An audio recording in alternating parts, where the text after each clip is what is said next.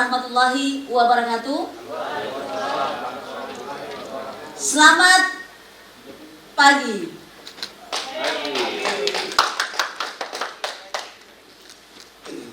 Tak kenal maka tak sayang.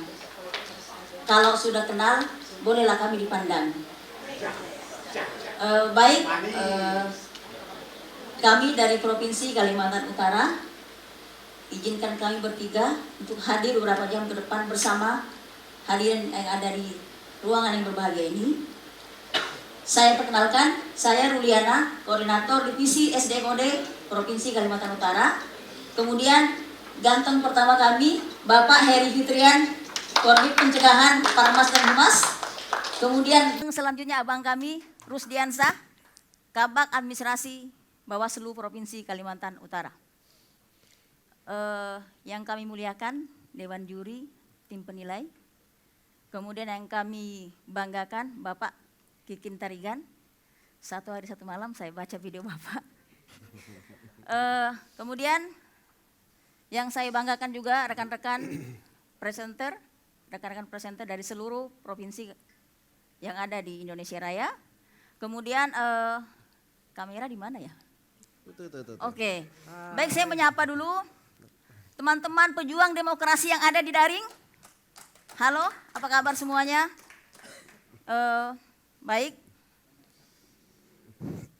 Untuk hari ini presenter pertama adalah saya, kemudian yang kedua Bapak Heri Fitrian, kemudian yang ketiga Bang Rusdiansah. Karena tadi perkenalan sudah selesai, jadi saya persilakan duduk pada Bapak dan Abang Rusdi di pojok pengawasan di ujung sana. Silakan.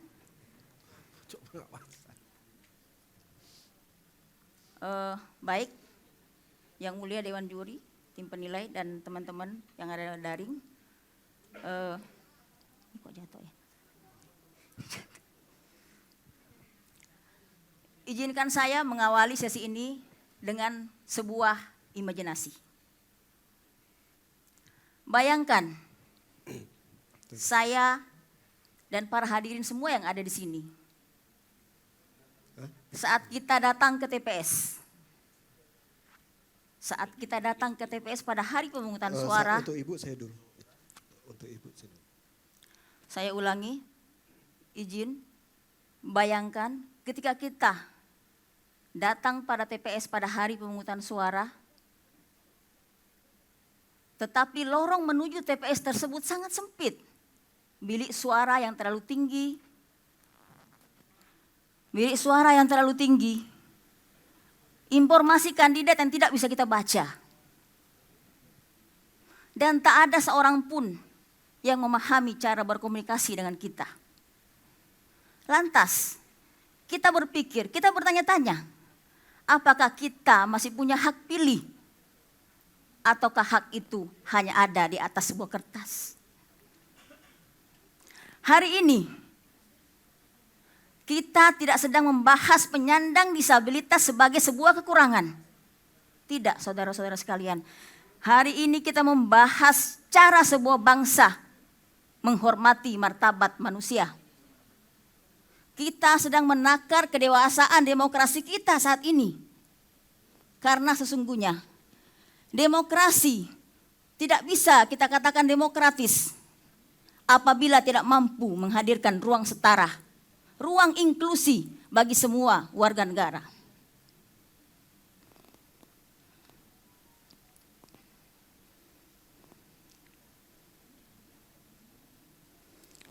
Karena saat ini kita sedang menakar kedewasaan kita berdemokrasi.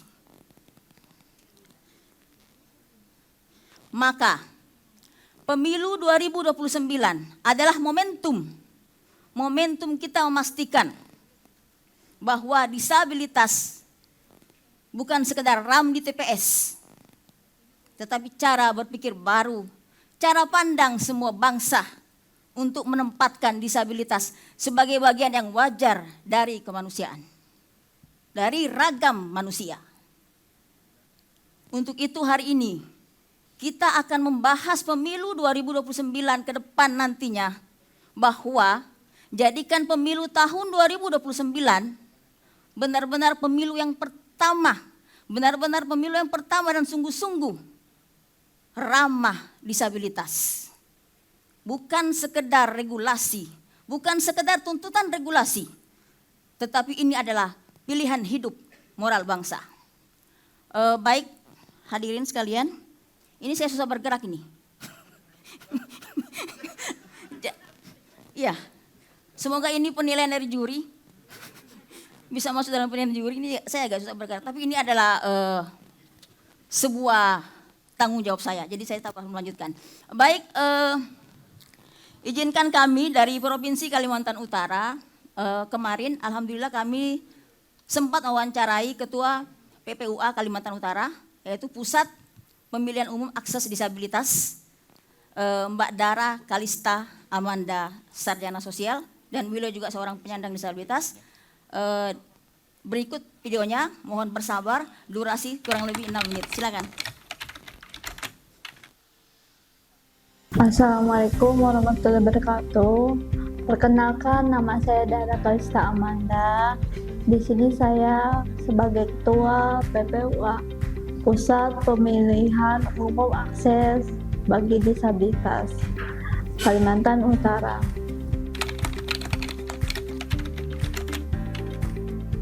Pengalaman saya selama atau saat mengikuti pemilihan umum.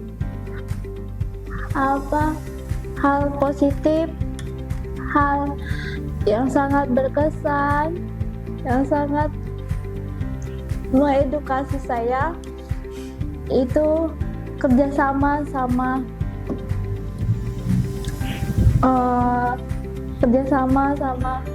teman-teman dan berpartisipasi dalam hal pemilihan, hal mengutarakan hak pilih teman-teman untuk kedepannya untuk Kalimantan Utara. Di situ teman-teman bisa mengenal yang namanya pemilihan umum dan bisa mengenal namanya demokrasi yang inklusif, yang setara, yang menyampaikan hak aspirasinya terhadap pemerintah untuk ke depannya.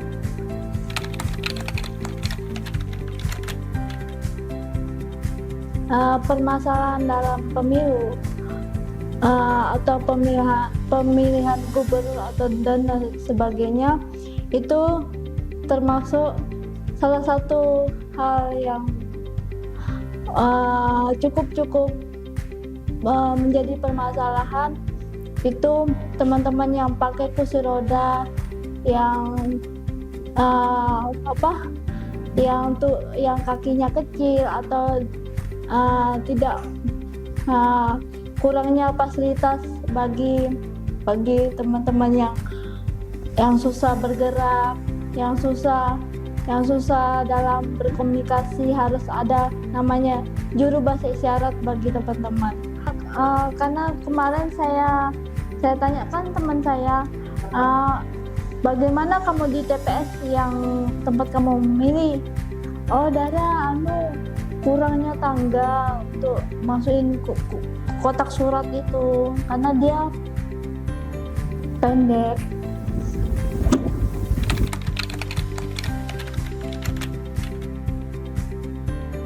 Semoga kedepannya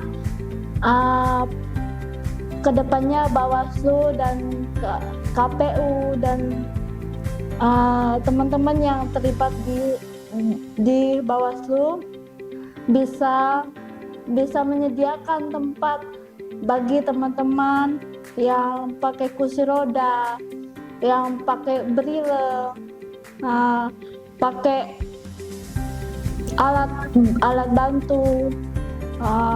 Semoga Semoga teman-teman bisa mewujudkan hal tersebut supaya ada kesetaraan bagi mereka.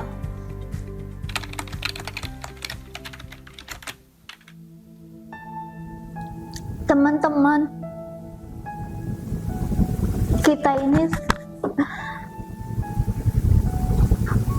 difabel, harus bisa berjuang, harus bisa beredukasi. Kita harus membuktikan kalau kita tuh bisa. Kenapa kita harus punya semangat, harus punya edukasi yang tinggi? Itu buat pemerintahan, buat pemerintah, buat pemimpin-pemimpin kita ke depannya. Apakah mereka ramah disabilitas, apakah mereka inklusi, apakah mereka mengedukasi kita, menyamakan keadilan. Semoga teman-teman bisa mendengar ini dan teman-teman bisa semangat. Kekurangan itu bukan hal yang menghalangi kita. Kekurangan itu adalah membuktikan kita bahwa kita tuh bisa, meskipun kita terakhir begini. Pada Bawaslu, saya berterima kasih banget karena Bawaslu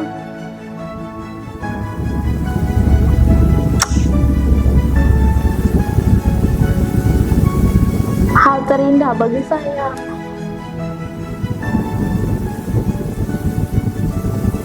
Saya tidak, karena Bawaslu adalah rumah saya.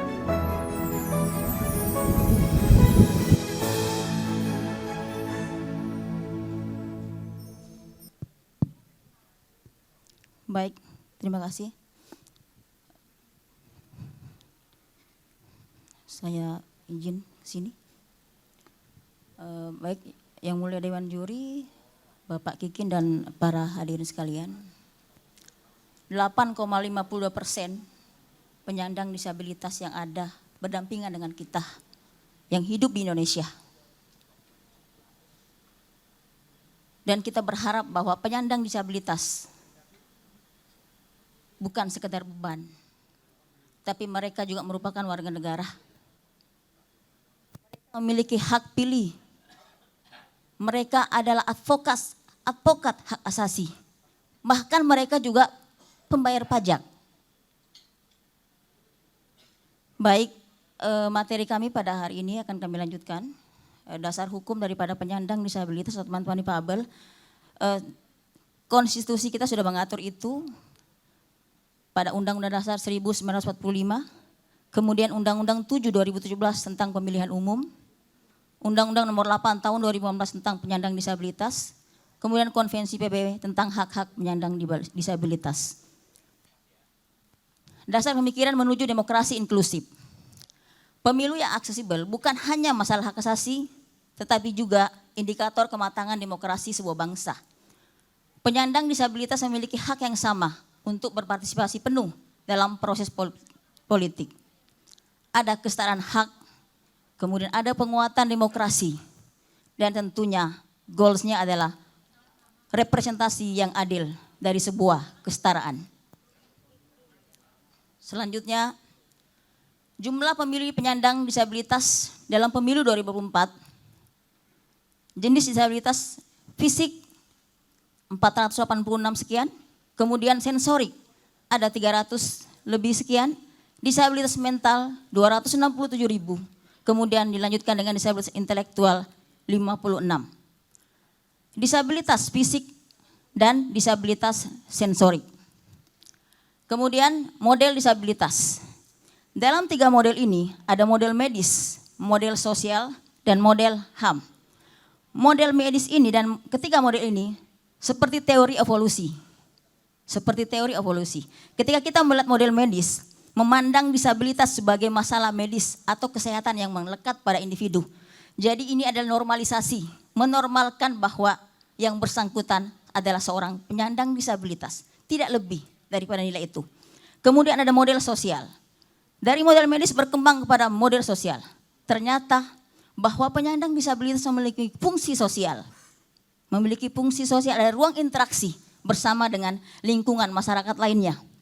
Kemudian model ini berkembang lagi. Jadi ini adalah perspektif masyarakat tentang seorang difabel. Bergerak kepada model hak asasi. Bahwa hak asasi manusia itu tidak bisa dicabut. Hak asasi manusia adalah hakiki melekat pada diri kita. Bahkan aturan hukum pun itu ada setelah adanya hak asasi. Jadi hak asasi itu bukan hadiah. Baik, kemudian prinsip-prinsip inklusi dalam pengawasan pemilu. Ada aksesibilitas. Aksesibilitas merupakan prinsip fundamental yang memastikan bahwa penyandang disabilitas dapat mengakses semua aspek pemilu tanpa hambatan. Kemudian ada kesetaraan. Prinsip kesetaraan memiliki beberapa dimensi. Kesetaraan formal merujuk pada perlakuan yang sama di hadapan hukum. Equality before the law. Kesetaraan substantif mengakui perlakuan yang berbeda. Mungkin diperlukan melalui penyediaan akomodasi yang layak. Kesetaraan kesempatan berarti bahwa penyandang difabel memiliki kesempatan yang sama untuk berpartisipasi dalam semua tahapan pemilu. Selanjutnya, partisipasi penuh dan bermakna. Partisipasi penuh berarti bahwa penyandang disabilitas dapat terlibat secara aktif dan efektif dalam seluruh proses pemilu. Partisipasi bermakna merujuk pada keterlibatan yang substantif, bukan sekedar simbolik. Yang saya sebutkan tadi bahwa disabilitas bukan sekedar objek dikasihani dan bukan sekedar beban. Kemudian tentunya dalam kita melakukan proses inklusi, ruang inklusi ke depan, bagaimana demokrasi kita berjalan dengan baik, maka pasti ada tantangan dan hambatan. Untuk itu, dalam menghadapi tantangan ini, maka kami hadirkan presenter kedua Kordip P2H Pencegahan, Parmas dan Humas Bapak Heri Fitrian. Terima kasih. Baik, terima kasih. Selamat pagi, Assalamualaikum warahmatullahi wabarakatuh. Ikan lele dimasak dengan kayu bajaka. Nggak usah bertele-tele bosku, adakah? Baik, Bapak Ibu, bahwa sebenarnya ini panggung kita ini juga sebenarnya tidak ramah disabilitas, ya kan? Kalau ada orang yang presenter misalnya, ini neraka bagi mereka ini mau naik ke atas panggung nih, kecuali kalau kita angkat nih, bahkan ngangkatnya tuh untuk 3 orang sampai 5 orang gitu kan. Nah, ya, jadi ini sebenarnya hal kecil sebenarnya, tapi kadang-kadang kita lupakan, ya kan? Mereka-mereka ini kadang-kadang terlupakan, ya kan? Dan ini juga terjadi di TPS Bapak Ibu. Banyak sekali TPS-TPS kita itu, apalagi di wilayah perkotaan, yang kita harus membangun TPS tersebut di wilayah yang sangat sempit, ya kan? Seperti di kota saya, kota Tarakan itu, wah wilayahnya sudah sangat sempit karena sudah berupa pulau yang kecil, kemudian padat penduduk. Jadi teman-teman disabilitas tuh merasa, saya ngapain capek-capek ke TPS, uang mereka saya tidak peduli dengan saya gitu kan. Susah diakses bagi mereka, apalagi yang mereka yang pakai kursi roda. Ya kan, belum lagi ketika di TPS. Bapak Ibu, kalau Bapak Ibu ke mall atau ke bandara misalnya, Bapak Ibu merasa heran kenapa ada toilet yang lebih rendah dibandingkan toilet normal. Saya mikir, apakah ini untuk anak-anak? Ternyata toilet ini untuk teman-teman yang memiliki badan yang kecil atau dikatakan manusia mini, ya. Kalau yang sekarang populer itu Teguh Cilik tuh, ya kan? Kalau Bapak Ibu nonton TikTok atau Instagram tuh ada tuh Teguh Cilik yang suka kesurupan tuh. Teguh Cilik kalau dia ke TPS dengan kondisi TPS-nya yang rendah, kotak bilik suaranya atau bilik suaranya juga ya sangat tinggi, itu perlu diangkat itu Teguh Ciliknya itu ya. Kasihan dia enggak bisa milih itu. Kesusahan dia itu. Bahkan kotak suara pun ditempatkan ya sangat tinggi gitu kan, agak sulit bagi mereka teman-teman difabel. Nah inilah kita coba kasih solusi terhadap hal ini kepada penyelenggara pemilu. Tidak hal KPU tapi semuanya ya kan. Bagaimana supaya akses TPS itu lebih gampang diakses, kemudian ramah disabilitas dan sebagainya. Nah, persoalan kita sebenarnya ada di data Bapak Ibu.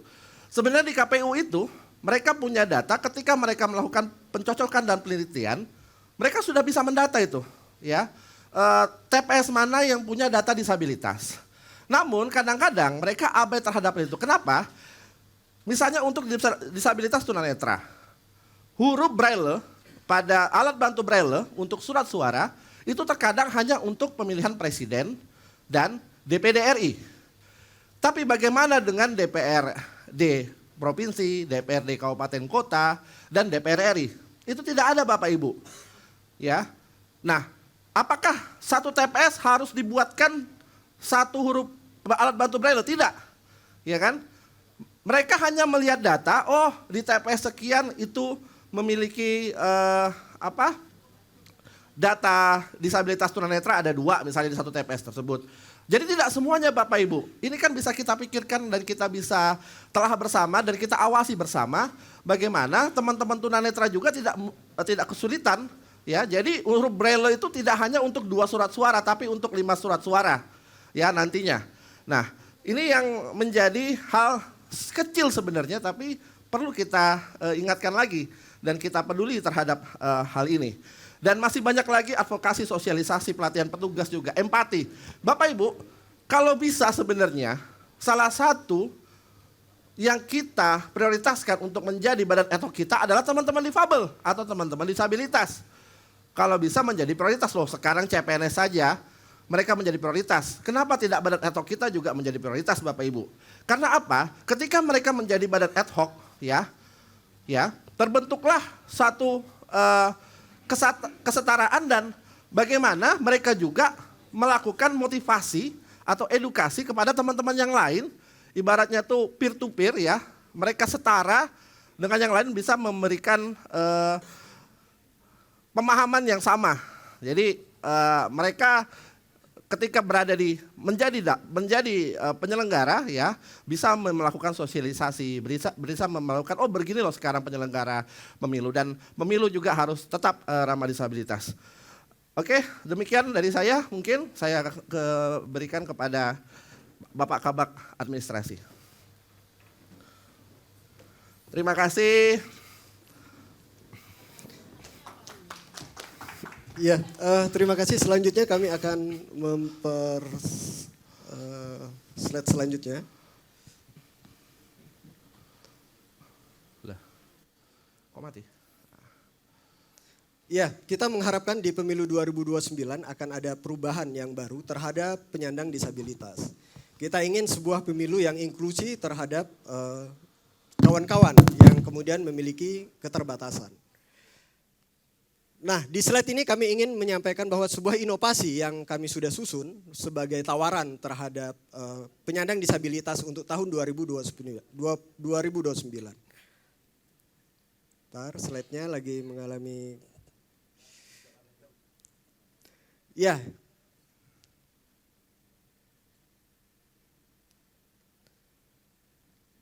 Mungkin operator bisa minta tolong di slide. Oh ya, ini. Ini adalah... sebuah ikhtiar kepada kita terhadap penyandang disabilitas di tahun 2029. Yang pertama adalah kami mengusulkan adanya aplikasi e-voting. Pada prinsipnya aplikasi e-voting ini sudah sering kita dengar ketika misalnya ada pemilu-pemilu sebelumnya. Karena e-voting ini adalah kan electronic voting yang ingin membantu pada prinsipnya di dalam pemungutan suara, di dalam pemilihan ataupun pemilu.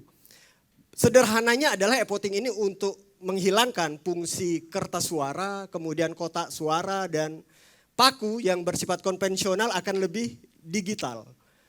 Namun memang pada prinsipnya e-voting ini memiliki keterbatasan tertentu. Yang pertama adalah adanya berbahaya terhadap data, adanya kebocoran data. Kemudian adanya beberapa daerah yang di wilayah timur misalnya yang tidak terjangkau oleh akses internet. Tapi kemudian hambatan itu sudah bisa kita cari solusinya di saat ini ketika misalnya adanya jaringan Elon Musk yang disebut Starlink, yang kemudian itu adalah jaringan internet yang bisa menjangkau di daerah 3T, terluar, terdepan, dan terjauh kalau tidak salah, untuk bisa mengakses internet ini di dalam pelaksanaan e-voting. Jadi harapan kita adalah e-voting ini bisa dilaksanakan walaupun misalnya nanti akan sambil evaluasi sambil berjalan. Kemudian kita ada menyebutkan ada asisten virtual berbasis AI. Nah, di zaman digital, jangankan untuk yang pemilu ya, mungkin sebuah keyakinan seseorang juga sekarang lebih enak komunikasinya kepada AI. Karena lebih tidak mengkafirkan, biasanya kata gitu, katanya AI lebih humanis di dalam menjawab persoalan-persoalan keyakinan keagamaan seseorang. Kenapa disabilitas tidak kita coba dengan adanya chatbot, kemudian di dalam AI menyampaikan persoalan terhadap pemilu. Kemudian ada yang disebut dengan pojok inklusi pemilu di setiap kelurahan, ini adalah fungsi pengawasan dan fungsi sosialisasi terhadap kawan-kawan disabilitas untuk memperoleh informasi pemilu. Kemudian adanya kampanye 5 bahasa yang terdiri dari ada lisan, kemudian braille, kemudian ada visual, ada audio, dan ada isyarat. Kemudian yang sebenarnya yang menjadi poin di dalam inovasi ini adalah adanya laskar pendamping pemilih disabilitas. Kenapa kemudian laskar pendamping ini kami anggap sebagai penting? Karena kan kita sekarang ada namanya kegiatan SKPP yang kemudian berevolusi menjadi P2P. Ini adalah fungsi-fungsi yang sangat kurang untuk kita libatkan. Kawan-kawan kami malah di Bawaslu Kaltara ada memberikan sebuah tawaran program kerja kepada kader SKPP agar kemudian mereka yang kader-kader ini memiliki program kerja lanjutan, yaitu yang disebut dengan salah satunya ada Sadewa ya, Sekolah Demokrasi Warga. Di mana kemudian kader-kader SKPP berperan di dalam untuk menyampaikan informasi pemilu di masa non-tahapan. Nah, laskar ini mungkin bisa difungsikan kepada kader-kader SKPP untuk memberikan informasi, memberikan pendidikan politik dan pendidikan demokrasi kepada kaum yang disabilitas. Nah, sehingga peran-peran informasi terkait kaum disabilitas bisa terakomodir. Yang terakhir adalah adanya sistem DPT yang tanggap disabilitas. Memang kita ketahui sejauh ini KPU sudah melaksanakan ini pada prinsipnya, tapi kemudian kita ingin memaksimalkan di dalam pengawasan kita terhadap sistem DPT tanggap disabilitas. Seperti yang pimpinan sebelumnya tadi menyampaikan bahwa memang ada terhadap pendataan disabilitas, tapi kemudian terkadang di pihak keluarga itu malah menyembunyikan keluarganya yang disabilitas karena persoalan mereka tidak punya nilai jual misalnya, atau mereka tidak punya nilai tawar di dalam pemilu. Maka ada tidak adanya mereka bukan hal yang penting di dalam pemungutan suara. Makanya terkadang walaupun misalnya ada pendataan di sebuah keluarga yang ada disabilitasnya, tidak diprioritaskan bahwa ada disabilitas di keluarga kami gitu. Malah terkadang DPT yang tidak sesuai dengan fakta di lapangan. Yang terakhir adalah adanya TPS Plus. Ini TPS Plus adalah bukan sekedar TPS yang kemudian menyiapkan tempat kawan-kawan disabilitas di masa pemungutan suara, tapi lebih kepada pengawalan dan pendampingan yang penuh. Makanya kita sebut dengan TPS Plus.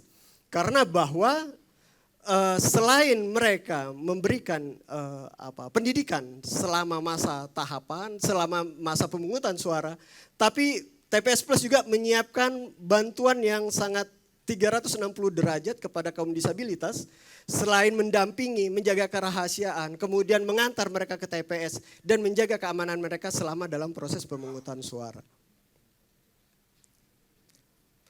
Dan inilah yang kemudian kami tawarkan di dalam inovasi ini, semoga di tahun 2029 kita menghadapi masa depan yang inklusif terhadap pemilu dan pemilihan Pilkada 2009. Sebelum kami akhiri, kami ingin menyampaikan sebuah quotes dari seorang ahli saraf yang berkebangsaan Inggris Amerika yang bernama Oliver Sacks, yang mengatakan bahwa saya menginginkan sebuah dunia yang memandang disabilitas, baik mental maupun fisik, bukan sebagai sebuah hambatan namun sebagai atribut unik yang dapat dilihat sebagai aset yang kuat jika diberikan kesempatan yang tepat. Selain itu bahwa ada sebuah ungkapan pemilu 2029 bukan hanya sekedar proses memilih seorang pemimpin, tapi bahwa pemilu 2029 kita harapkan adalah bagaimana bangsa ini menjadi bangsa yang manusiawi terhadap kaum-kaum disabilitas. Bahwa keterlibatan kaum disabilitas bukan hanya sebagai memberikan hak pilih mereka, tetapi bagaimana bangsa ini melihat siapa yang layak menjadi bangsa, menjadi bagian dari bangsa ini. Demikian yang bisa kami sampaikan terhadap tema hari ini, disabilitas, pemilu yang ramah disabilitas. Sebelum kami akhiri, kami mengundang ketua dan pimpinan kami ke depan sekali lagi. Assalamualaikum.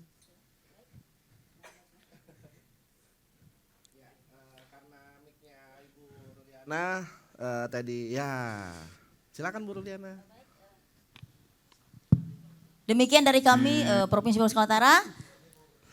Terima kasih. I love you. Terima kasih. Assalamualaikum warahmatullahi wabarakatuh. Yang saya hormati penyelenggara dalam hal ini Bawaslu dan juga Dewan Juri. Ada satu orang saya kenal di sini, senior saya. Kemudian juga yang saya hormati teman-teman dari pemapar dari Kalimantan Utara. Yang tadi tampil sahabat saya, Mbak Dara. Salam buat beliau. Yang saya hormati rekan-rekan sekalian yang hadir dalam kesempatan ini, baik yang di dalam ruangan ataupun di dalam ruang Zoom. Perkenalkan saya, Kikin Tarigan dari Komisi Nasional Disabilitas. Terima kasih kami diajak untuk berbicara terkait dengan masalah pemilu. Walaupun pemilu masih dalam beberapa waktu, tetapi penting bagi kita membicarakan pemilu sejak awal atau sedini mungkin. Ya. Dan saya akan mengawali dari presentasi ini pada sebuah fakta yang mungkin setiap hari kita tahu atau setiap hari seolah-olah kita tidak pahami, tetapi itu adalah realita yang ada di hadapan kita. Mana nih? Ke bawah. Bapak Ibu sekalian, setiap kita niscaya menjadi disabilitas. Hari ini kita bicara tentang hak. Hak penyandang disabilitas, bukan hak saya. Salah Bapak Ibu. Kelak kita, entah karena apa, kita tidak tahu waktunya, akan menjadi disabilitas. Saya tidak bicara tentang ragam. Pak Pendeta Saud yang dulu gagah perkasa, kalau orasi itu ya, tampil memimpin. Waktu itu saya masih bawa-bawa tas ya, beliau sudah jadi komisioner. Tapi sekarang bicaranya sudah semakin bijak. Kenapa semakin bijak? Suaranya mungkin makin berkurang. Karena apa? Faktor usia. Kita terlahir Bapak Ibu sekalian, mulai dari bayi, anak, remaja, dewasa, dan tua. Bisa saja menjadi disabilitas karena apa? Terlahir sebagai penyandang disabilitas. Ada faktor gizi di situ. Ada faktor kesehatan di situ. Bapak, Ibu, kawan-kawan yang tidak sehat, hati-hati anaknya bisa disabilitas. Makannya kurang, bisa menjadi disabilitas. Ketika lahir Bapak Ibu sekalian, bisa saja terjadi malpraktek. Ketika dewasa, bisa terjadi kecelakaan, bencana alam hari ini Ibu Bapak sekalian, tidak sedikit yang menjadi disabilitas. Maka Ibu Bapak sekalian, memikirkan disabilitas dalam konteks pemilu adalah memikirkan saat kita tadi dibayangkan oleh pembicara di awal, coba visualisasikan ketika tua, mungkin pakai kursi roda, harus datang ke TPS. Menyiapkan akses yang terbaik bagi penyandang disabilitas adalah menyiapkan yang terbaik bagi kita kelak ketika menjadi seorang disabilitas. Kenapa seolah-olah ini menjadi hal yang biasa, Ibu Bapak sekalian? Bahkan sejak Organisasi Perserikatan Bangsa-Bangsa berdiri tahun 45, ada beberapa lembaga-lembaga, ada beberapa komisi berdiri. Baru pada tahun 1992, masalah disabilitas dibicarakan dalam sebuah resolusi. Artinya apa? Hampir 40 tahun lebih penyandang disabilitas tidak dianggap sebagai entitas yang mempunyai hak. Mungkin tidak dihitung. Mungkin dianggap bukan masalah. Atau mungkin ngurus yang banyak aja susah, ngapain ngurus disabilitas. Pada tanggal 3 Desember tersebut dibicarakan, baru dibicarakan. Maka kenapa kita setiap tanggal 3 Desember merayakan Hari Disabilitas Internasional? Karena disitulah pertama kali dicetuskan tentang hak-hak penyandang disabilitas. Baru setelah itu tahun 2006 keluarlah Konvensi Internasional tentang Penyandang Disabilitas. Isinya apa? Isinya sama seperti Konvensi Hak Asasi Manusia. Hanya kenapa dikhususkan untuk penyandang disabilitas? Karena penyandang disabilitas adalah kelompok rentan yang membutuhkan suatu perhatian dan penanganan secara khusus. Setelah itu setiap tahun kita mengeluarkan dokumen-dokumen terkait peraturan perundangan terkait dengan disabilitas. Dan hari ini Ibu Bapak sekalian, senang sekali kita berkumpul berbicara terkait dengan penyandang disabilitas. Kenapa penting Bapak Ibu sekalian? Penyandang disabilitas menurut WHO jumlahnya 10% dari populasi. Kalau data pemilu mengatakan itu 1, sekian juta, sebetulnya banyak disabilitas yang tidak tercatat di dalam sistem kepemiluan kita. Ini tantangan. Saya senang hari ini kita berbicara karena tantangan ini perlahan-lahan akan kita jawab bersama-sama. Seluruh pihak. Walaupun demikian, Ibu Bapak sekalian, sebetulnya undang-undang sudah memberikan penegasan terkait hak penyandang disabilitas. Di dalam Undang-Undang 45 pasal 27 yang lama atau adaptasi di Undang-Undang 28D yang ayat 1 ya, sebetulnya sudah dikatakan walaupun tidak tersurat sebagai penyandang disabilitas bahwa setiap kita punya hak yang sama di hadapan hukum. Ya, walaupun pada faktanya seperti gambar nomor 2 dari kanan, ada orang punya akses lebih sampai nggak kelihatan dia. Ya, ada orang yang dapat akses, ada yang tidak dapat akses sama sekali. Tadi digambarkan bagaimana orang ke toilet. Ya, Bapak Ibu sekalian. Nah, seringkali kita menganggap kesetaraan itu ya, kesamaan itu seperti yang di sini. Pokoknya caranya sama, gayanya sama, all size semua untuk semua ya. Padahal situasinya tidak demikian. Maka kita mengharapkan ada adaptasi yang disesuaikan dengan disabilitas atau dengan situasi penyandang disabilitas atau warga masyarakat. Untuk itulah negara hadir. Negara hadir untuk apa? Untuk menghilangkan disnya ini.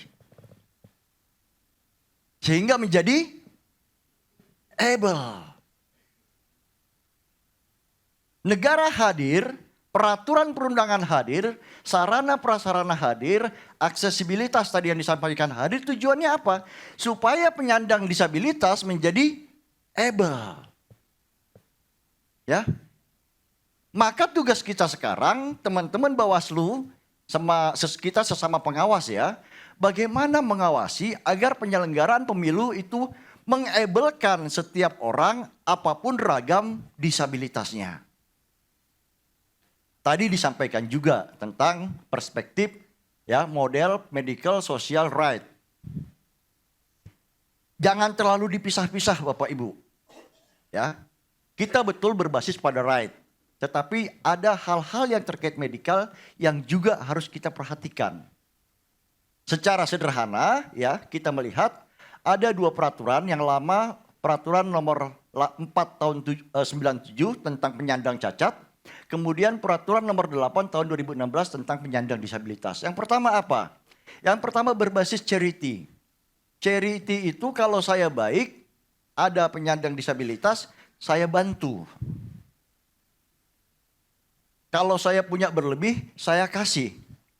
Tapi kalau right, saya punya atau tidak, saya baik atau tidak, hak penyandang disabilitas untuk mendapatkannya. Kemudian yang kedua, berbasis rehabilitasi. Perbaiki dulu ya medical model. Perbaiki dulu dia, baru yang lainnya akan diberikan haknya. Yang kita harapkan ke depan apa? Pemberdayaan. Situasinya seperti apa? Oh dia keterampilannya dalam mengamati, dia keahliannya dalam berlari, dia keahliannya dalam berpikir dan sebagainya. Different ability. Disesuaikan. Kemudian yang lama berbasis pada perlindungan. Dia adalah kelompok lemah, harus dilindungi, harus diberikan peran lebih dan sebagainya.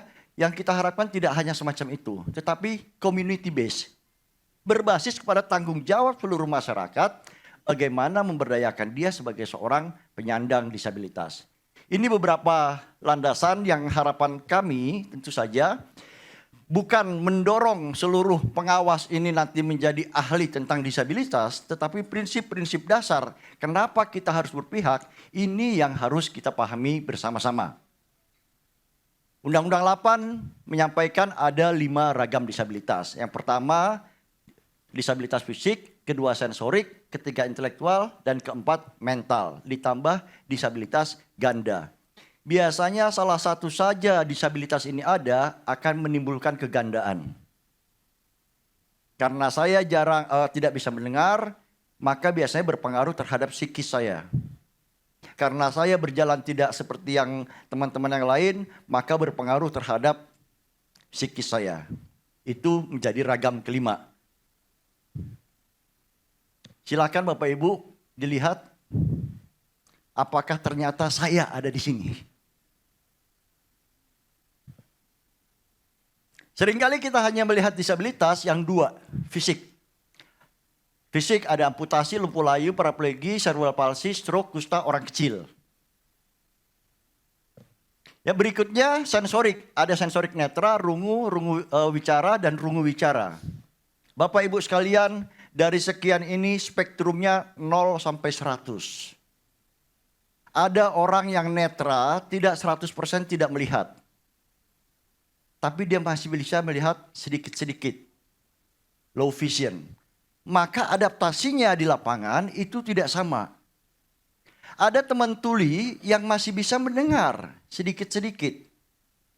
Ada teman tuli karena tidak sekolah, tidak paham bahasa isyarat. Maka tidak semua TPS nanti harus ada bahasa isyarat. Habis uang negara. Kalau perspektifnya seperti itu. Nanti kita bicara di belakang terkait dengan adaptasi. Berikutnya intelektual, ada lambat belajar, grahita Down syndrome. Kemudian mental, ada disabilitas psikososial dan juga disabilitas perkembangan. Di sini yang seringkali Bapak Ibu terjadi pada banyak orang tetapi tidak kita rasakan. Dan jangan-jangan saya juga adalah penyandang disabilitas. Tapi kalau tanggal 25 badan keringetan, agak-agak lemas, itu bukan karena anxiety, tapi gaji belum masuk. Harap dibedakan. Wah Pak, saya ini anxiety nih, kenapa? Tanggal 25 saya mulai lemas ini, gitu kan. Ya. Atau teman-teman yang remaja, saya tuh kalau di chat, centang biru nggak dibalas kok saya jadi lemas. Itu bukan anxiety, ya, beda. Sakit hati, seperti itu ya. Tolong dibedakan. Tapi ini penting untuk apa Bapak Ibu? Untuk ketika nanti kita terutama melakukan sosialisasi dan terutama terkait tadi disampaikan masalah pendataan. Itu penting. Kemudian ada beberapa yang ganda. Ibu Bapak sekalian, dari sekian ragam ini ada yang ringan, ada yang sedang, dan ada yang berat. Yang kita hitung sebagai disabilitas adalah yang sedang dan berat. Bagaimana menentukannya bukan tugas Bapak dan Ibu. Karena Bapak dan Ibu tidak dimandatkan dan tidak punya kompetensi untuk melakukan hal tersebut. Kita cukup tahu. Sehingga ketika KPU melakukan, ketika Dukcapil melakukan pendataan atau siapapun melakukan itu, kita tahu bahwa ada kekeliruan di situ. Ada ketidaktepatan di situ. Ada perspektif yang keliru di situ. Ada disabilitas yang terlihat dan ada juga tidak terlihat. Bagaimana Bapak Ibu sekalian memastikan coklit di lapangan itu ketika kita mendatangi keluarga, memastikan, oh ini nggak ada yang disabilitas kok, sehat-sehat saja, baik-baik saja. Karena tidak terlihat. Yang terakhir adalah, dia mau mengakui atau tidak. Menyembunyikan. Oh nggak ada kok. Kenapa? Mungkin karena nggak ada manfaatnya. Ini waktunya ya. Jadi Bapak Ibu sekalian, jika dibandingkan ragam disabilitas tadi, yang perlu kita ketahui adalah bagaimana nanti adaptasi di lapangan, kita lihat hambatannya. Ada hambatan penglihatan, ada hambatan pendengaran, hambatan bicara, komunikasi, dan seterusnya. Tugas kita adalah menghilangkan hambatan ini Bapak Ibu. Sehingga teman-teman disabilitas ketika ikut dalam proses pemilu, itu betul-betul dapat mewakili dirinya sendiri, bukan diwakili atau dibantu oleh orang lain. Prinsip-prinsip tadi sudah disampaikan. Yang terpenting di dalam Undang-Undang 8 2016 yang berbeda adalah nomor 11. 1 sampai 10 ini prinsip umum, nomor 9 khusus untuk anak-anak, Nomor 11, ada perlakuan khusus dan perlindungan lebih kepada penyandang disabilitas. Itulah cara kita mengintervensi hadirnya inklusivitas tadi.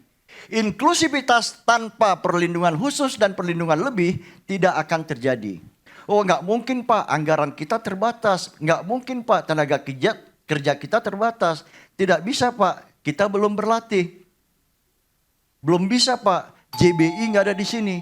Nah Ibu Bapak sekalian, tadi disampaikan beberapa poin prinsipnya. Saya sampaikan di sini dalam proses apa kita bergerak. Seluruh proses, mulai dari sekarang sampai dengan pencoblosan dan juga nanti saat evaluasi kita harus terlibat. Dan terutama adalah pada seluruh ragam dan seluruh spektrum. Orang netra tidak semuanya paham Braille. Orang tuli tidak semuanya paham bahasa isyarat. Ya, jangan nanti dipikir setiap TPS harus ada bahasa isyarat. Tidak. Untuk itulah ketika pendataan dipastikan ya by name, by address, dan by disability. Disabilitasnya apa, hambatannya apa, kebutuhannya apa. Itu harus kita cek Bapak Ibu. Kita sama-sama lembaga pengawas, mari mendorong KPU dan juga Dukcapil untuk menjalankan ini. By name, by address, by disability. Kemudian pelatihan para pihak. Senang pada hari ini kita bisa berkumpul, bisa mendengarkan dan saling belajar dari praktek-praktek yang ada di lapangan. Kemudian kebijakan anggaran. Ini yang paling berat, ya. Memastikan anggarannya berapa luasan jalurnya dan sebagainya. Ini kan berdasarkan jumlah disabilitas yang ada di daerah tersebut. Sehingga tidak mungkin setiap daerah itu diberikan anggaran yang sama. Oh, jumlah disabilitas netranya belum tahu, disabilitas fisik belum tahu, disabilitas tuli kita belum tahu. Maka ini berbasis pada data-data yang ada di dalam pendataan tadi. Dan yang paling penting adalah perlakuan khusus serta perlindungan lebih. Ini saya ambil dari buku yang kita bahas kemarin, bagaimana pendataan harus dilaksanakan, audit aksesibilitas. Terpenting Bapak Ibu sekalian, tidak seluruh aturan itu harus sesuai. Ada yang namanya adaptasi aksesibilitas. Adaptasi ini apa? Tujuannya apa? Supaya yang seperti ini tadi disampaikan, ini secara undang-undang salah. Tapi adaptasi kita gimana? Itu yang harus kita lakukan. Maka setiap pemilih penyelenggara harus melibatkan organisasi penyandang disabilitas agar adaptasi tersebut dapat kita ketahui. Ya, proses audit harus melibatkan mereka. Coba kita ajak teman pakai kursi roda. Bisa nggak? Nggak bisa. Kalau nggak bisa gimana caranya? Di situ prosesnya yang terpenting. Bapak Ibu, tidak harus semuanya itu berupa anggaran. Kemudian yang berikutnya adalah kerjasama untuk mengetahui solusi alternatif dalam mengatasi hambatan. Tujuannya adalah mengatasi hambatan. Ya. Karena setiap suara itu berharga, 10% penyandang disabilitas suaranya itu berpotensi dimanipulasi. Sangat berpotensi dimanipulasi. Ya. Kemudian pelatihan pengembangan kita sudah kerjakan, pelibatan OPDI sudah saya sampaikan, dan terpenting representasi penyandang disabilitas. Harapan kami dari Komisi Disabilitas adalah agar di setiap level, baik itu penyelenggara maupun juga itu pengawas, itu penyandang disabilitas dilibatkan. Mungkin jadi komisioner, ada juga beberapa saya lihat, ya. Apakah harus sekian persen? Itu hal lain. Ya, tetapi dengan hadirnya penyandang disabilitas berbagai ragam ya. Jangan kita anggap ada satu disabilitas sudah mewakili disabilitas lainnya. Nah ini seringkali keliru. Oh saya disabilitas, saya sudah mewakili. Padahal dia netra belum tentu tahu tuli. Dia tuli belum tentu tahu fisik. Dia fisik belum tentu tahu mental. Ini sosialisasi dan edukasi. Kemudian pengawasan pada saat pemilu. Bagaimana partisipasi penyandang disabilitas pada saat memilih. Antisipasi dan respon pada hambatan yang tidak terdeteksi. Meskipun kita sudah merencanakan, tetap saja di lapangan memungkinkan terjadi sesuatu. Maka pada saat pengawasan kita perlu antisipasi dan respon pada hambatan yang tidak terdeteksi. Kemudian koordinasi dengan organisasi penyandang disabilitas dan kolaborasi pada kanal pengaduan. Kami melakukan kerjasama MOU dengan Bawaslu dan mudah-mudahan ini akan mendukung kegiatan kita ke depan terkait dengan kepemiluan ini. Yang terpenting Bapak Ibu dalam proses pemilu adalah bagaimana evaluasi di akhir multi pihak dengan KPU Adminduk atau Dukcapil, Opdis dan lain-lain. Sehingga apa Bapak Ibu tidak terjadi perulangan kegiatan yang litaninya setiap saat, setiap 5 tahun ya itu lagi. Bagaimana data balikan dari KPU itu bisa dikembalikan ke Adminduk? Enggak terjadi. Maka Adminduk 800.000, KPU-nya 1,25 juta. Kan lucu. Padahal di Adminduk itu seluruh usia. Bapak Ibu sekalian, di dalam buku kita mengetahui ada ramah, prinsip ramah, representatif dan responsif, mandiri dan berkeadilan, humanis. Saya yakin ini adalah keniscayaan. Dengan menjalankan pemilu yang ramah, maka ini adalah keniscayaan yang akan kita peroleh ke depan. Dan saya yakin pemilu ramah disabilitas 2029 pasti akan terselenggara. Terima kasih. Baik, terima kasih teman-teman Kaltara. Sebagai sebuah penghormatan juga dari Undang-Undang 497 menjadi Undang-Undang 8 tahun 2016, kaum penyandang cacat menjadi kaum disabilitas. Lebih humanis saya pikir. Karena saya terlahir bukan menjadi seorang cacat, tetapi 2001 saya kecelakaan menjadi seperti ini. Dan mungkin saya dianggap dicatat sebagai penyandang disabilitas di DPT Bengkayang karena saya sebagai disabilitas. Karena saya sebagai Bawaslu Provinsi. Kalau saya tidak terdaftar sebagai Bawaslu Provinsi, saya yakin tidak akan dicatat seperti itu. Ini terbukti di lapangan itu, mengapa pada waktu coklit kaum disabilitas tidak pernah diperhatikan. Itu terbukti. Yang ingin saya ungkapkan adalah di pasal 5 Undang-Undang nomor 7 tahun 2017 itu mengatur tentang memilih dan dipilih untuk kaum penyandang disabilitas. Kalau kita berbicara memilih tentu kita berbicara aksesibilitas. Kita tadi berbicara terkait apakah terpenuhi, terdaftar di dalam DPT, bagaimana nanti di TPS-nya, bagaimana bentuk kampanye ramah terhadap kaum disabilitas. Tetapi apakah di undang-undang itu berbicara terkait dengan, mohon maaf, izin Bu Ida, kaum perempuan punya kuota 30% caleg. Mengapa kaum disabilitas tidak punya kuota terhadap pencalekan? Ayo kita bahas. Karena mengapa 10% kata Pak Kikin tadi itu bisa dimanipulasi.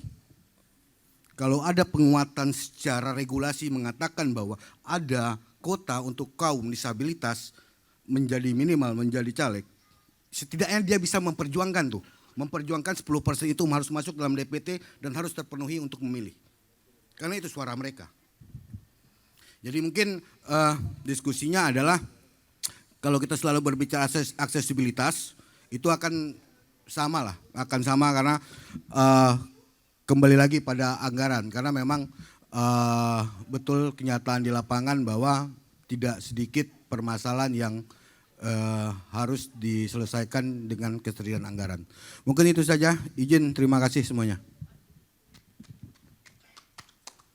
Oke, terima kasih, silakan.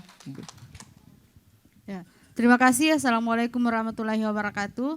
Berbicara masalah disabilitas, secara umum kita hanya mengenal di model medis dan itu memang fakta, ternyata banyak model yang sudah dipaparkan tadi oleh para narsum. Nah, pertanyaan saya, apakah kita atau teman-teman Kaltara pernah melakukan pendataan model disabilitas mana yang dominan, kemudian bagaimana sih sebetulnya metode yang bisa kita lakukan. Dan yang ketiga, pasti kita ada hambatan, mungkin itu juga menjadi hambatan semua provinsi, hambatan kita di dalam melakukan pendataan disabilitas dengan berbagai model ini. Karena seperti yang saya katakan tadi, kita hanya mengenal secara umum model disabilitas secara medis. Kemudian mohon maaf, saya berharap dari diskusi kita ini, karena memang ini adalah hal baru, mudah-mudahan kita bisa melahirkan rekomendasi bersama. Yang pertama, perlu adanya sosialisasi secara detail dan lebih masif tentang model disabilitas. Kemudian yang kedua, saat kita pemutahiran data itu sebaiknya dibarengi dengan pendataan model disabilitas tadi, supaya kita bisa punya data yang lebih detail. Sehingga pelibatan disabilitas atau pemilu yang ramah disabilitas itu tidak hanya berbasis pada saat TPS, tetapi di semua tahapan itu kita sudah harus ramah disabilitas. Sehingga pada saat kita sosialisasi kita tidak hanya mencari sekolah luar biasa atau kita hanya mendata yang ada secara medis saja, tetapi kita bisa punya data yang lebih detail sehingga pemilu yang ramah disabilitas itu bisa kita lakukan dari semua tahapan. Terima kasih. Wassalamualaikum warahmatullahi wabarakatuh. Waalaikumsalam warahmatullahi. Baik, saya mungkin salah satu orang yang memiliki pendapat yang berbeda terkait pandangan Bapak tadi. Mungkin izin di sini, kebetulan semua ada para profesionalitas, kalangan profesional dan cendekiawan tentunya. Dari semua aturan yang ada, dari semua konstitusi yang ada, kita tidak pernah membaca satupun bahwa aturan itu ada menyebutkan setiap warga negara laki-laki dan perempuan, tidak pernah ada. Selalu bahasanya setiap warga negara. Aturan manapun tidak pernah ada, baik di KUHP, baik di Perdata, tidak pernah kita mencantumkan itu. Tetapi ketika perwakilan perempuan 3% tadi dimasukkan, saya jadi bertanya-tanya, kenapa dikonkretkan seperti itu? Semestinya bangsa ini memiliki cara pandang yang sudah jelas disebutkan dalam undang-undang, artinya semua terlibat. Tetapi saya tidak paham kenapa hal ini bisa terjadi gitu. Aturan sudah menjelaskan warga negara, baik laki-laki mau perempuan sama sebenarnya. Tetapi ketika masuk unsur perempuan itu, sepertinya ruang setara itu dimunculkan kembali, ketidaksetaraan itu. Itu yang pertama. Itu kalau menurut saya.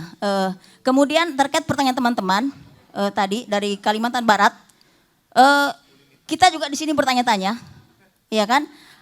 Kalau kami bertiga sependapat bahwa kenapa difabel tidak dimasukkan dalam undang-undang, karena kita menganggap itu adalah sebuah kesetaraan.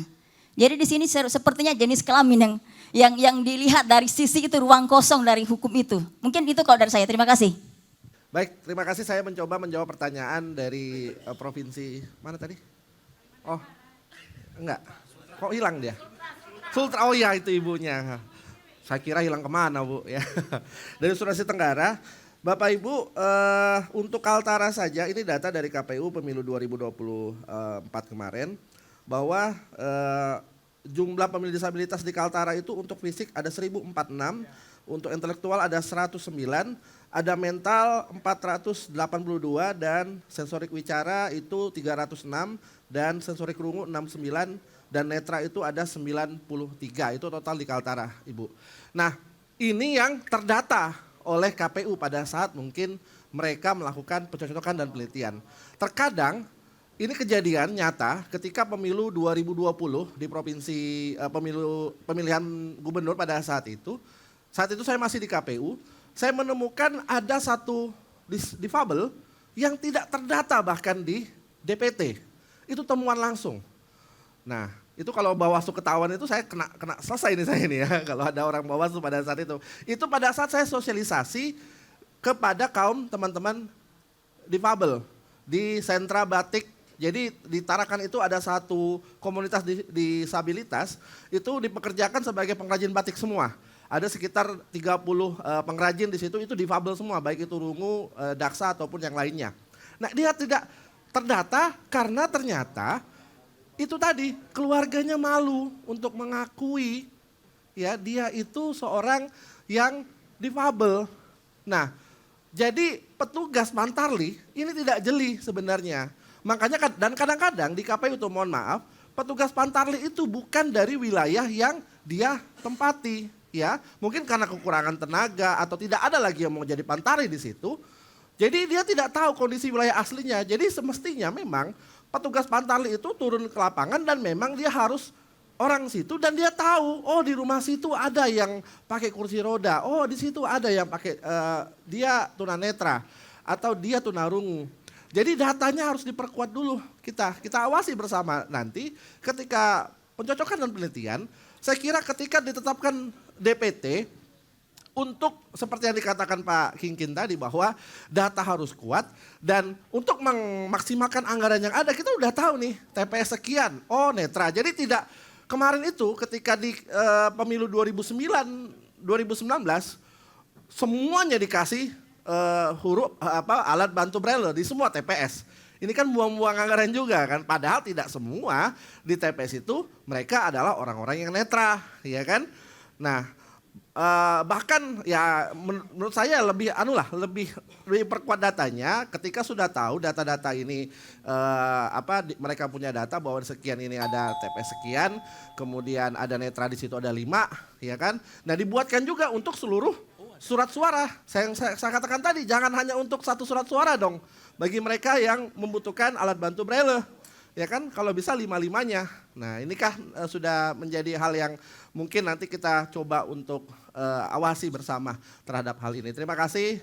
Oke, baik, terima kasih. Selamat pagi, salam sehat, salam sejahtera untuk kita semua. Saya salam Pancasila. Baik, yang paling penting di sini adalah saya apresiasi kepada Bawaslu RI yang dimana ada tema terkait disabilitas ini muncul. Karena bagaimanapun juga kita berbicara pesta demokrasi ini kita tidak bisa mengesampingkan terkait nilai-nilai kemanusiaan. Hak-hak manusia gitu. Bagaimana kita bisa memanusiakan manusia itu harus ada terkait dengan penguatan kelembagaan. Bicara soal pesta demokrasi, proses di kita ini kan panjang lebar kali tinggi ya.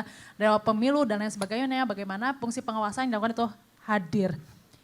Hal yang paling penting di sini adalah bahwa sebenarnya yang kurang di dalam aturan ini adalah kita kan sebenarnya ada payung hukum ya, yang dimana sebenarnya ada hak 2% untuk teman-teman disabilitas hadir di dalam lembaga. Nah itu yang kurang di sini itu udah ada aturannya 2% itu harus masuk dan warga untuk mereka punya hak untuk bekerja termasuk di Bawaslu, KPU dan lain sebagainya. Tetapi yang kurang di sini adalah terkait dukungan dari pendidikan. Kenapa bicara soal dukungan pendidikan? Pendidikan di kita ini kurang respon gitu. Karena kita sosialisasi nih, kebetulan kemarin saya sempat sosialisasi ke teman-teman disabilitas. Susah untuk orang yang mencari teman-teman disabilitas lulus SMA. Sangat susah sekali, makanya yang terakomodir jangankan 2%, 1%, 0, berapa something itu susah sekali. Karena benang kusutnya itu harus diurai. Jadi hal utama jika kita ingin mengakomodir kelompok disabilitas ini adalah pertama dari pendidikan. Baru undang-undang itu bisa dijawab. Ya ini masalah kemanusiaan tentu masalah yang sangat penting. Nah di sini saya berharap bahwa ini PR bukan hanya buat Bawaslu doang. Saya sangat sepakat jika kita mau merubah sistem kita harus masuk ke dalam sistem. Saya apresiasi ya Kang Yosep dari Kalbar gitu sudah menjadi pimpinan dan itu salah satu bentuk respon dari Bawaslu sudah memberikan kuota minimal nggak 2% juga ya. Minimal ada di situ perwakilan teman-teman disabilitas minimal tahu apa yang dirasakan oleh teman-teman disabilitas. Terima kasih. Oke, terima kasih. Selamat pagi semuanya. Assalamualaikum warahmatullahi wabarakatuh. Salam sejahtera untuk kita semuanya. Salam Pancasila. Salam Pancasila. Salam Pancasila. Oke, saya mengapresiasi yang sebesar-besarnya kepada panitia dari Bawaslu RI maupun dari Bawaslu Kalimantan Utara dan Bapak narasumber yang kami hormati. Tadi sudah disebutkan ya ada beberapa klasifikasi dari disabilitas. Tetapi sepanjang saya mendengarkan presentasi dari Kaltara, Kalimantan Utara, belum menyentuh pada jenis-jenis disabilitas misal intelektual, disabilitas mental, masih berkisar pada disabilitas fisik. Nah, bagaimana tawaran, rencana dari teman-teman Kalimantan Utara untuk mendesain sebuah infrastruktur, bukan hanya infrastruktur fisik, saya rasa, untuk bisa memberikan hak kepada teman-teman disabilitas yang intelektual, mental, dan lain-lain itu tadi. Oke, terima kasih.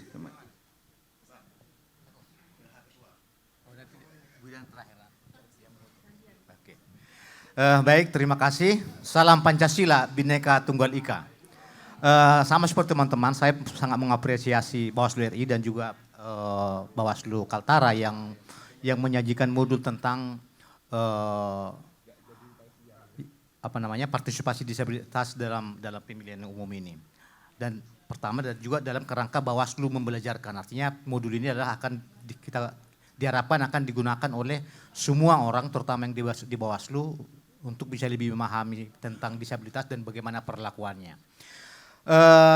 Terkait dengan ini saya mau mengingatkan lah gitu ya. Saya yakin teman-teman juga tahu ini, mengangkat kembali. Cicero dalam bukunya tentang hukum atau De Legibus mengatakan begini, sum quicu tribuere, artinya berikanlah hak kepada setiap orang atau berikan kepada setiap orang apa yang menjadi haknya. Hak dalam berhukum ada prinsip mengatakan bahwa semua orang bersamaan haknya di depan hukum. Tapi ada juga prinsip hukum, berikanlah yang sama kepada orang yang sama, berikan yang tidak sama kepada yang tidak sama.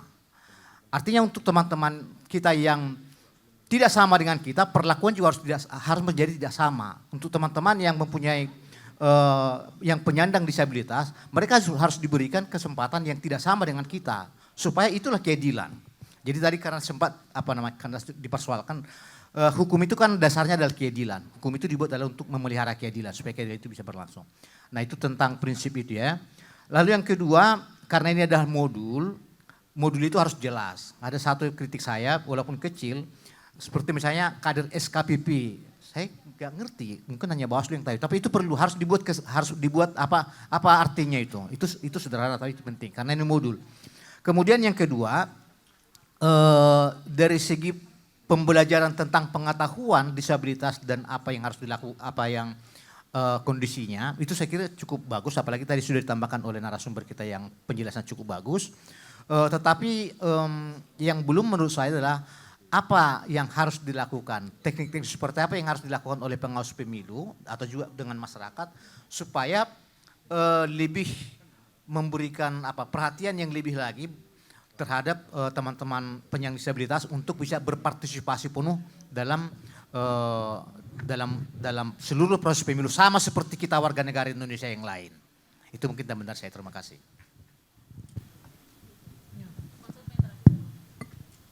Karena mau dapat setengah menit aja. Ya baik, terima kasih. Saya berusaha cepat, apresiasi kepada Bawaslu Kalimantan Utara.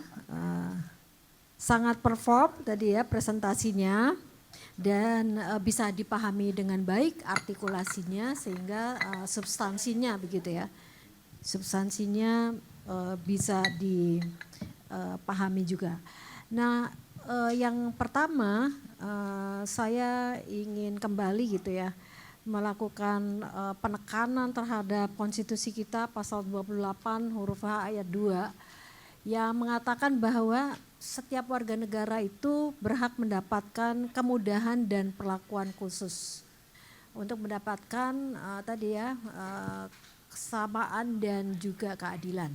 Karenanya tadi ada kuota untuk perempuan, juga ada kuota untuk disabilitas. Nah, kemudian terkait dengan pemilu, saya mencatat bahwa makin ke sini gitu ya. Tata kelola pemilu kita itu semakin baik gitu ya. Jadi pertama dari aspek pendataan. Tuh waktu saya menjadi pendiri Republik KPU Jawa Tengah itu primitif sekali gitu ya. Enggak ada data yang spesifik gitu ya. Siapa di mana kebutuhannya apa itu enggak jelas gitu ya. Generalisasi model pelayanannya. Nah sekarang semakin baik gitu ya, ada tadi data yang juga dipresentasikan kan jelas. Berapa jumlahnya, kemudian kebutuhannya apa, bagaimana pelayanannya. Meskipun dari aspek pelayanan ke depan masih terus diupayakan seperti tadi rekomendasinya. Nah pertanyaan saya kepada para komisioner pimpinan di Bawaslu Kalimantan Utara adalah sebetulnya apa sih pengalaman berharganya gitu ya yang bisa kemudian diadopsi di tempat yang lain tadi dalam menjalankan fungsi pengawasan untuk melakukan pendataan dan melakukan audit dari sisi data maupun dari sisi pelayanannya. Ini yang saya belum menangkap dengan jelas gitu ya sebagai tadi prestasi yang genuine gitu ya dari Kalimantan Utara. Terima kasih. Wah, lama ini. Ya, kalau saya bilang salam Pancasila dijawab Bhinneka Tunggal Ika aja. Salam Pancasila. Bhinneka Tunggal Ika. Bhinneka Tunggal Ika. Salam Pancasila. Alhamdulillah. Jadi terima kasih Kalimantan Utara. Saya udah 2 kali ke sana. sebelum dia provinsi dan setelah provinsi.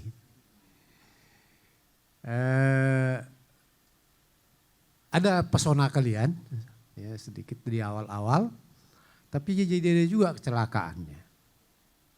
Kalian juga diskriminatif dengan mengatakan di ad hoc.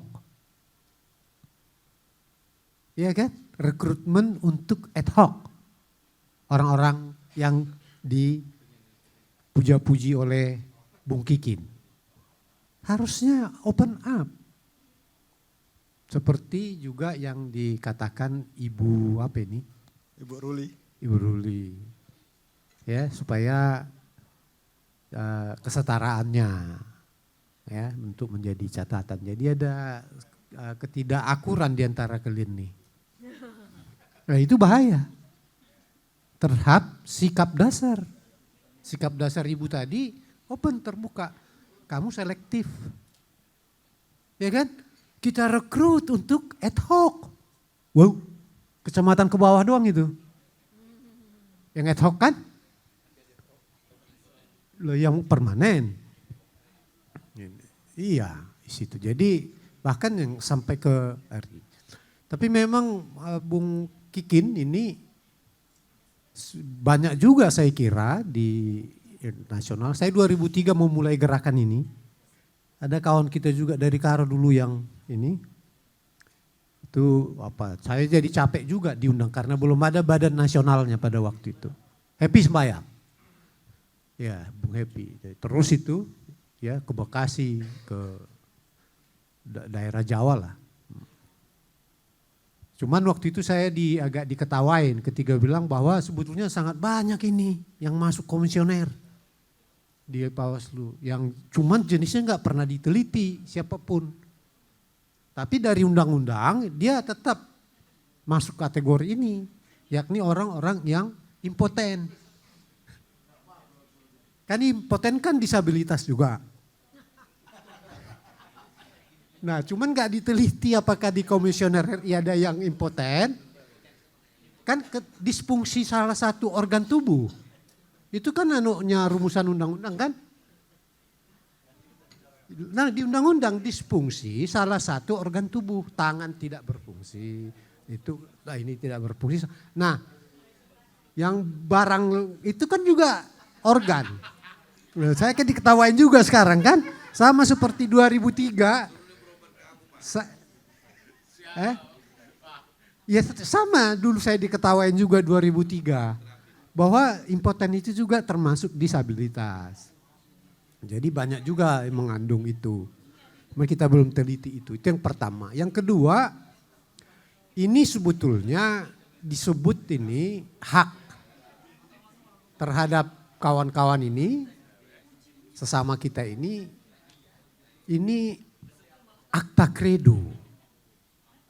Makanya pada tahun 66 Majelis Umum PBB mengeluarkan istilah covenant. Ya, menyangkut hak pilih, ya, mulanya hak sipil dan politik. Tapi kemudian pada tahun 76 covenant itu mulai diberlakukan juga oleh keputusan Majelis Umum PBB. Udah langsung ada di situ hak pilih sebagai hak asasi. Pengertian hak asasi sebetulnya harus kalian sebagai basic dasar. Tidak boleh ada mencegah siapapun dalam bentuk apapun, agama manapun. Hak dasar hak asasi manusia.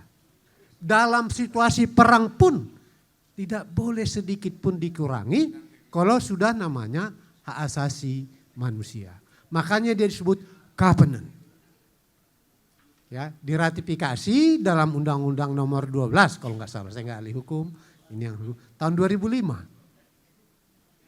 Nah, jadi itu dimulai gerakan itu secara negara tahun 2003 melalui ajang pemilu. Jadi bersyukur juga pemilu yang independen ini. 2005 udah diratifikasi Undang-Undang Nomor 12. Nah, ini yang terlalu penting, waktunya udah mau habis.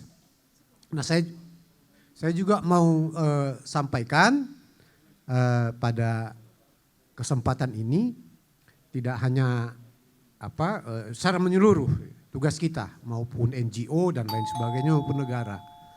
Ya, supaya memang undang-undang itu kita revisi berkaitan dengan kepentingan menyangkut hak asasi ya terhadap pemilih. Dan dikatakan juga hak pilih itu mencakup dua, dipilih dan memilih. Itu makanya saya ketua sidang Gus Dur ketika digugurkan KPU. Panwas memenangkannya. Terima kasih. Ya, terima kasih kepada tim penanggap. Kami mungkin mencoba menjawab yang ada nada pertanyaan. Terkait tadi memang ada tersebutkan dengan SKPP Pak, bahwa SKPP ini mungkin bagi kami ya sebuah inovasi Bawaslu terhadap kepada calon pemilih pemula. Biasanya tuh untuk yang anak-anak SMA. Jadi mereka ini dijadikan sebagai kader partisipatif Pak. Jadi tidak dibayar. Jadi ada program Bawaslu yang disebut dengan SKPP sebelumnya, sekarang bermetamorfosa menjadi P2P, namanya Pendidikan Pengawas Partisipatif. Itu mereka direkrut dengan sukarela juga dan tidak dibayar oleh Bawaslu. Tapi kemudian mereka diberi beban yang sangat besar untuk menjadi pengawas partisipatif, memberikan pendidikan gitu. Tapi faktanya adalah mereka sangat senang terhadap kegiatan ini karena mereka bisa terlibat di dalam kegiatan kepemiluan. Nah sehingga ketika misalnya SKPP di masa non tahapan, kawan-kawan alumni ini bertanya, kami selanjutnya mau ngapain gitu. Nah makanya kemudian dengan adanya inovasi tadi kami lihat ada ketersinambungan terhadap kaum disabilitas. Ini kayaknya penting untuk dijadikan laskar selanjutnya menjadi pendidikan partisipatif kepada kaum disabilitas. Nah nanti ini mungkin akan menjadi tawaran kepada Bawaslu bahwa kader SKPP kita kalau khusus Kaltara aja sebelum bermetamorfosa ya Pak, itu sekitar ada hampir 600-an kader. Pemilih pemula yang itu tidak tahu mereka harus apa gitu. Nah makanya kemudian kami memberikan beberapa program-program yang kami coba berikan kepada mereka sebagai tindak lanjut. Tapi syukurlah P2P hadir kembali sebagai evolusi terhadap SKPP. Itu yang pertama. Yang kedua adalah apa kemudian strategi atau misalnya yang sudah dilakukan Kaltara terhadap kegiatan ini gitu. Mungkin kami lihat kami sudah menjalin MOU dengan PPUA. Satu organisasi disabilitas khusus pemilu.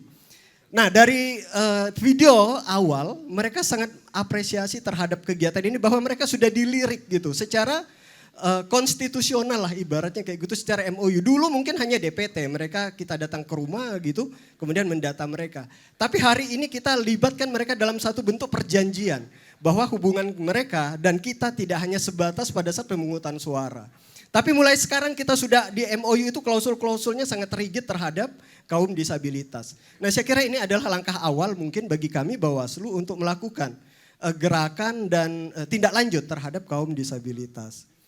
Ada yang mungkin kami kalau misalnya kami baca beberapa jurnal terhadap disabilitas ini ada yang penting kami harus sampaikan bahwa bukan hanya faktor keluarga mungkin disabilitas itu tidak ingin terlibat di dalam pemilu. Tapi bahwa paradigma mereka sendiri yang sudah kita runtuhkan bahwa mereka orang yang berbeda terhadap kita yang misalnya tidak disabilitas. Nah disabilitas motorik itu kalau misalnya kita baca jurnalnya itu adalah ketika mereka merasa bahwa aku adalah orang yang berbeda. Sehingga itu membawa kepada psikologi mereka bahwa aku tidak punya nilai tawar di dalam pemilu atau di dalam pemilihan. Makanya baik didata atau tidak didata itu tidak berpengaruh apa-apa. Nah makanya kemudian perubahan paradigma atau perbaikan paradigma kepada kaum disabilitas inilah yang kami anggap penting. Bahwa kalian itu punya nilai tawar. Persoalan bahwa mereka memberikan hak pilih atau tidak itu persoalan yang lain. Tapi bahwa paradigma dulu bahwa mereka adalah kita setara, kemudian kita memiliki kesamaan hak misalnya, bahwa keinginan kita bukan keluarga yang menyampaikan bahwa ada orang disabilitas di dalam keluarganya, tapi bahwa aku adalah orang yang disabilitas gitu. Makanya tadi yang seperti Pak Kinkin bilang, disabilitas intelektual itu tidak bisa terdeteksi. Seperti orang skizofrenia, bipolar, itu kita tidak pernah tahu orangnya seperti apa. Mereka adalah orang yang waras kalau kita lihat dari sisi fisik lengkap. Mahasiswa biasanya. Kemudian saya ada kenal, kawan saya mahasiswa tapi bipolar. Tapi kemudian ini mereka tidak ingin mengakuinya secara secara fakta bahwa aku bipolar gitu misalnya kayak gitu. Yang kemudian kita kategorikan dia sebagai orang disabilitas. Ada potensi mereka misalnya tidak ingin mencoblos karena ketika bipolarnya akut gitu, pada saat hari pencoblosan mereka hilang gitu kan. Nah makanya yang seperti ini seperti yang dibahasakan pimpinan kami tadi, perubahan paradigma di awal itu yang sangat penting terhadap kaum disabilitas. Bukan persoalan bahwa mereka harus memberikan hak pilihnya juga, itu yang selanjutnya. Tapi ketika mereka merasa mereka juga sama rata dengan kita dan memiliki hak yang sama, kami pikir itu adalah sebuah poin dari Laskar yang kami tawarkan tadi di dalam Inovasi 2029. Terima kasih, mohon maaf. Assalamualaikum warahmatullahi wabarakatuh.